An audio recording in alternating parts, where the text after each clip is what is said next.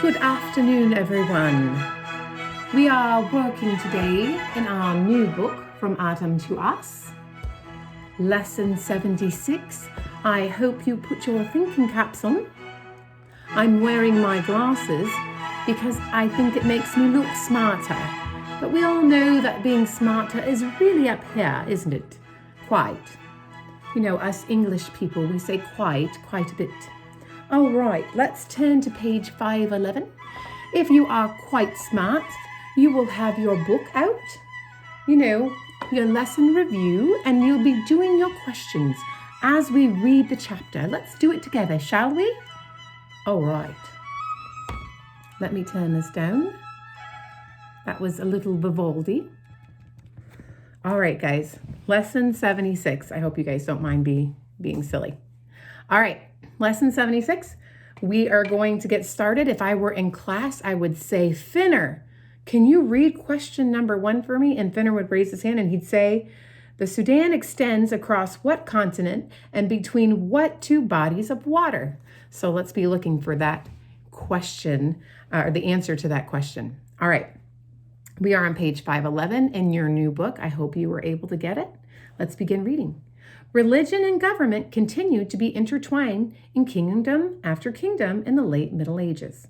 After the death of Muhammad, Muslims spread their caliphates to more and more places in the Middle East and as far east as Iran and Mesopotamia. That means that they spread their religion to those areas. However, when Genghis Khan led his Mongols into Muslim areas, many Muslims escaped onto the Anatolian Peninsula and established caliphates there. All right. By the 1300s, Muslims had conquered much of northern Africa and moved south of the Sahara Desert into an area in West Africa called Sudan. And much of that area we know today is actually still Islamic. Though a modern country of Sudan exists in East Africa, the geographical region called Sudan extends across Africa, south of the Sahara Desert from the Atlantic Ocean in the west to the Red Sea in the east. I'm going to stop you right there, and it says see map on page 513. All right, so we were in paragraph 2. It was at the end of paragraph 2. The question is, the Sudan extends across what continent and between what two bodies of water? And the answer is right here. The Sudan extends across Africa. That's the continent. Africa south, and it's south of the Sahara Desert from the Atlantic Ocean in the west to the Red Sea in the east. So that's your answer. It's on page 511, and it starts right here in the middle of the paragraph, the Sudan. If you need to pause your tape, feel free to go ahead and do that. And go ahead and pause it while you write your answer. All right, and then if we were in class, I would say, Sasha, can you read question number 2? And he would say, trade in what 3 commodities contributed to the wealth of the Mali Empire? So let's be listening for that question, okay? All right, so now we are in the 3rd paragraph on page 511. West Africa became a trading center where merchants sold gold from the Sudan and salt brought in Muslim traders from North Africa. When West Africans traded with various foreign countries, especially with countries in Europe. Okay. Founding the Mali Empire. I bet we're going to get our answer in this area of reading. The question again was, trade in what 3 commodities contributed to the wealth of the Mali Empire? Africans have long passed down their histories through poems, songs, and oral storytelling. The epic poem Sadiata tells about the life of Sadiata Keita of West Africa. In the 1200s, he founded the Mali Kingdom in a savanna along the upper Niger River. Now, a lot of people are like, is it Niger? Is it Niger? Because we, know that Africa, there is Nigeria. But actually, the Niger River is pronounced Niger because that area was established by French people, and so they pronounce it Niger, okay? Residents of a savanna experience a long rainy season and an even longer, turn the page, dry season each year. Through wars with neighboring peoples, Sundiata expanded the kingdom of Mali into an empire. And you can look at these pictures of that area. Wow. Mansa Musa became ruler in 1307. Musa was a member of the Sundiates family, perhaps his grandson or maybe his great-nephew. Mansa Musa expanded the empire even more until it reached the size shown in the map on page 513. At its peak, the Mali Empire may have had a population of from 40 to 50 million people. That's a lot of people. Mali became rich by trading in gold, salt, and copper. And that is the answer for number 2. Trade in what 3 commodities contributed to the wealth of the Mali Empire? So how do they get rich? How do they get wealthy? It was, and it's right here on page 512. They traded gold, salt, and copper. And that's our answer for number 2. All right, question number 3. And this is where I'd be like, okay, Emery, go ahead and read question number 3. And she would say, how was Timbuktu important to the Mali Empire? Ooh, say that 10 times, Timbuktu. You don't really have to say that 10 times, but you can if you want to. All right, let's be listening for that one, okay? All right, during the lifetime of Mansa Musa, Mali used cowrie shells as currency. So not paper money, but shells. This is kind of neat, both for trade and for the payment of taxes. All right, pilgrimage to Mecca. Mansa Musa was a Muslim. In 1324, he made a pilgrimage to Mecca. And remember, we learned in Islam that one of their, not laws, but one of their things that they say you should do is at least once in your lifetime go to Mecca. He traveled west through what is now Mauritania, then north through what is now Algeria. His caravan included 60,000 people, of whom 12,000 were his personal slaves. All of his retinue wore Persian silk, ooh, fancy, and rich fabric called brocade, which is woven with patterns in gold and silver. 500 slaves, wow, that's a lot, each with a gold-covered staff, went before him as he rode on horseback. His baggage train included 80 camels, each which carried 300 pounds of gold. I'm thinking this dude is pretty rich. You know what I'm saying? He got 300 pounds of gold. That was 24,000 pounds. Oh my goodness. That was 24,000 pounds of gold. Wow. Based on the value of gold today, Mansa Musa left home with about $40 million worth of gold. The camel caravan on page 512 is carrying the salt. Look at that. That's cool. Mansa Musa and his caravan stopped at Cairo, Egypt.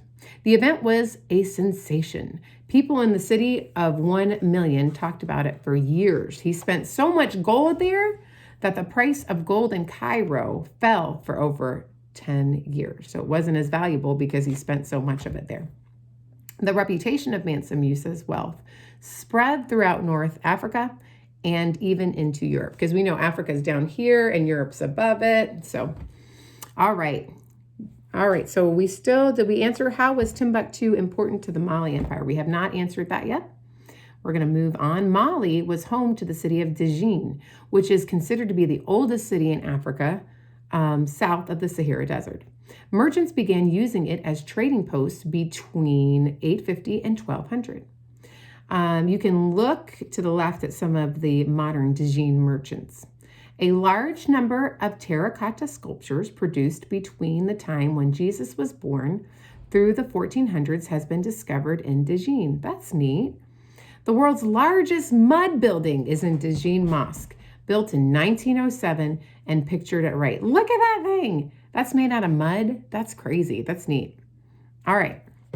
It stands on the site of the mosque built there during the time of the Mali Empire. And we have a map down here. You can look at that map and see all the places that we're talking about right now. We're going to turn the page to 514. We still have not answered the question, how was Timbuktu important to the Mali Empire? Let's see if we can find that. I bet we're going to find it now because the heading is Timbuktu. All right. Around 1100, a herding people called the Tuareg established a stopping place on the southern edge of the Sahara Desert, about 8 miles away from the Niger River. 2 Tuareg men and the Sahara Desert are pictured on page 515. Called Timbuktu, the city served nomads. Remember, nomads are those who roam with no real building or home. They lived in tents of the Sahara, and traders who moved along the river. Here they traded salt, dates. Dates are real sweet things that grow on trees. Kola nuts and gold dust. Ooh. Mansa Musa made Timbuktu part of the Mali Empire. It became a key, that was my dog. That was my dog. That was not me. That was my dog. It became a key trading site. Quit making noises over there, Lacey. And a center, it became a key trading site and a center for Islamic education and art. So, how was Timbuktu important to the Mali Empire? Well, let me just tell you, it's on page 514, and it became important because it was a key trading site. We know where there's trading sites, trading places, that's where the money is usually, because that's where you're trading stuff. It became a key trading site and a center for Islamic education and art, and that's your answer for number 3. It's on the second paragraph, page 514. It begins with, it became a key trading site and a center for Islamic education and art. All right, so pause that if you need to write that down. We're going to move on to question number 4. And this is when I would say, Liza, can you please read question number 4? And she would say, sure. And she'd say, how did the wealth of Mansa Musa compare to others throughout history? It's a good question because he was loaded with gold, y'all. All right, let's see. All right, so after we write the answer to number 3, we're going to keep reading. From Timbuktu, Muslims spread Islam further into Africa. Mansa Musa built a place there. Timbuktu is home to 3 of West Africa's oldest mosques, including the Jagirabir Mosque, which was constructed in 1325. So it's really old. Okay, moving on. During the Mansa Musa pilgrimage to Mecca, one of his generals captured Gay. No, I'm sure it's pronounced Gia. Captured Gay. I think it's gay because 2 vowels walking together. You say the first vowel's name. So I could be wrong about that, but yet another trading city. That was a city. It was the city. Gay was the capital of the Songhai Empire. Mansa Musa stopped the Gay while on his pilgrimage and took 2 sons of the king of Songhai home with him as hostages. And that just means usually when you take somebody hostage, it's because you want something in return and you're not going to give that child or that person back until you get it in return. So that's what he did. Capturing Gay and the Songhai Empire increased the Mali Empire considerably because the Songhai realm stretched for 1,000 miles along the middle Niger River. Ibn Battuta, say that, Battuta, mentioned on page 506, visited Mali in the 1350s. He said that traveling through the Mali Empire from north to south required about 4 months. It's a long time. While Islam spread in Mali, Christians in Ethiopia and Eastern Africa created beautiful copies of the scriptures, and you can see them there, and beautiful art, as seen in the photos below. Really pretty. So we're still looking. How did the wealth of Mansa Musa compare to others throughout history? Okay, we're on page 515. We're about to end it. Mansa Musa died in 1337. In the early 1400s, the Mali Empire began to decline. Outside armies invaded, and the empire experienced a civil war. Now, a civil war is when you're within your own country, fighting people within your own country. It's not one country fighting another country. It's the brothers fighting against brothers, in the same country. Mansa Musa was one of the richest men who had ever lived. All right, I think that's the answer. How did the wealth of Mansa Musa compare to others throughout history? Well, he was actually one of the richest men that had ever lived. All right, however, his kingdom did not last. Jesus told us where we can find true riches that will last, and that's true. And here's the scripture verse. It's Matthew 6:19 through 21. I hope that you can remember this throughout your lifetime. Do not store up for yourselves treasures on earth, where moth and rust destroy, and where thieves break in and steal. But store up for yourselves treasures where? In heaven, where neither moth nor rust destroy, and where thieves do not break in or steal. For where your treasure is, there your heart will be also. So, what does that mean? Where your treasure is, there your heart will be also. What do you treasure? What do you hold dear? Do you hold things dear? We just had Christmas. I bet you guys got a bunch of stuff that was really fun. Are those things dear to your heart? Where your treasure is, there your heart will be also. That's why it's so important to spend time with the Lord, because the more you spend time, even with the more that you spend time with your mom and dad or your siblings, you notice you get closer and you love them more. And that's the same thing with the Lord. You want to spend time with the Lord because he needs to be our treasure, right? And where our treasure is, that's where your heart will be also. Okay, so now that we finished that, our lesson review, the last question was, what is a special story in your family's history that has been passed down to you, spoken down to you? If we were in class, I would say, Reagan, tell me a story that your mom told you and that her mom told her. Or Silas, tell me one of your stories that Pal told you. I would ask you guys that in class. But if you want to write the answer to 5 so we can look at it later, that's great. If you don't want to, you don't have to. It's a personal question that we normally ask and answer in class. Okay, so we're done with lesson review. We're going to move on now to student workbook. Oh yeah, let's do it. Student workbook. All right. Okay, here, let's do this. Question number 1, Silas, can you read question number 1 for us? Sure, I'll read question number 1. Okay, go ahead and read it. And Silas would say, this person expanded the Mali kingdom into an empire. Who's that? I don't know. Do you know who it is? Yes, I know who it is because it told us on page 512. And that answer is, it's right there in the box, Sundiata. All right, Sundiata was the one who expanded the Mali kingdom. All right, and then I'd be like, okay, Grant, can you read question number 2? Sure, teach. I'll read question number 2. The Mali kingdom was founded along what river? Now, I told you how to pronounce this, right? Because originally it was a French region, and so they don't pronounce it like Nigeria, like Niger. It's pronounced like a knee. Think of your kneecap. Niger, okay? It is. You're right. It's the Niger River. Good job. Number 3. All right. Who should read question number 3? Brooke, you haven't read yet. Go ahead, Brooke. Brooke would say, this continent was home to the Mali Empire. And we all know the answer to that, right? It's the big continent, the one that's under Europe. It's Africa. It's time for Africa. You know the song. Don't pretend like you don't know the song. All right. Number 4.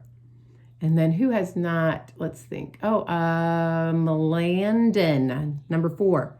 And he would say he was one of the richest people in the history of the world.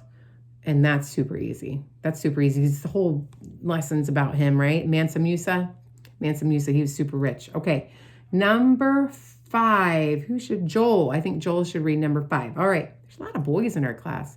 Number 5. Mansa Musa made a pilgrimage to this city. It's the city that you're supposed to make a pilgrimage if you are Islam. If you're Muslim, they tell you to make a pilgrimage to this special city. And if you said the city of Mecca, you are correct. Good job. Number 6. Who should read number 6? Who have I not chosen? Liam has not gone. Number 6. Mansa Musa. You go ahead and read it. I'll pretend I'm you. Mansa Musa visited the city Mansa Musa's visit to this city impacted the price of gold there for 10 years. Remember, because there was so much gold, it devalued, which means it made gold less valuable. And what city was that? Well, if you said the city of Cairo, then you are correct. All right. Number 7. This city became a key trading center with the Mali Empire. Oh, I should have asked somebody to read that. Shoot. That's right. Okay. This city became a trading center with the Mali Empire. And this city was If you said Timbuktu, you are correct, friend. All right, the last one. We are going to look at, all right. Did we get everybody? I feel like we're missing someone.